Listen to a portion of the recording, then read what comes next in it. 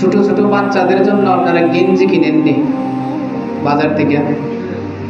নিজের সন্তানের লাগে গেঞ্জি, স্কুলের ব্যাগ, শার্ট, জামা কাপড় কিনেননি আপনারা?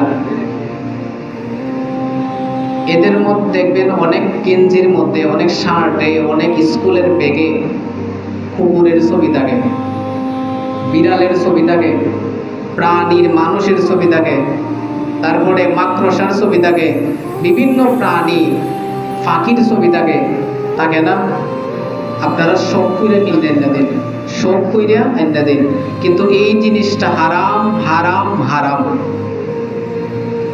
আপনি যে শখ কইরা একটা স্কুল ব্যাগ কিনা দিয়েছেন, স্কুল ব্যাগের পিছনে একটা কুকুর ঝুলানো, একটা তার ছবি লাগাই, একটা বিড়ালের ছবি, একটা পাখির ছবি, একটা মাকড়সার ছবি, যতক্ষণ তার ফিটের মধ্যে এই ব্যাগটা থাকবো ততক্ষণ আল্লাহর রহমতের ফেরেশতা তারে শুধু লানত দিব, তার জন্য বদদোয়া করব।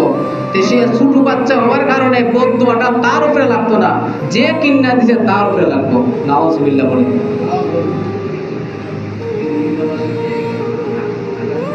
পোশাকের মধ্যে প্রাণীর ছবি, আপনি গেঞ্জি কিনা দিয়েছেন শখ কইরা নিজের ছেলেরে, নিজের মেয়েরে, নিজের একটা পোশাক কিনা দিয়েছেন, এগুলোর মধ্যে প্রাণীর ছবি, এটা হারাম। যে ঘরের মধ্যে, অনেক ঘরের মধ্যে দেখবেন সুকিসের ভিতরে, আলমারির ভিতরে কুত্তার পুতুল তারা সাজায় রাখছে। আমি ঘুরি না, অনেক ঘর দেখছি কুকুরের পুতুল, বিড়ালের পুতুল তারা সাজায় রাখছে, অথচ এই ঘরেই কোরআন তেলাওয়াত করে, এই ঘরেই নামাজ পড়ে। কিয়ামত পর্যন্ত আপনি নামাজ পড়েন, এই ঘরে একটা নামাজও হবে না। কিয়ামত পর্যন্ত আপনি রোজা রাখেন, কিয়ামত পর্যন্ত এই ঘরে তেলাওয়াত করেন, এই ঘরের মধ্যে থাকা অবস্থায় আপনার কোনো ইবাদত কবুল হবে না, যতক্ষণ কুত্তার ছবি ঘরের মধ্যে আছে।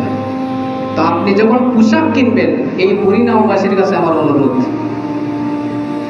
প্রাণীর ছবি বিশিষ্ট কোনো কিছু বাচ্চাদেরকে দিবেন না, স্কুল ব্যাগ হোক অথবা তার শরীরের পোশাক হোক। এই নামাজের মধ্যে যদি এমন পোশাক পরে আপনি নামাজ পড়েন যার মধ্যে একটা প্রাণীর ছবি, মেসির ছবি, নেইমারের ছবি অথবা কোনো পাখির ছবি আছে, এই গেঞ্জি পরে নামাজ হবে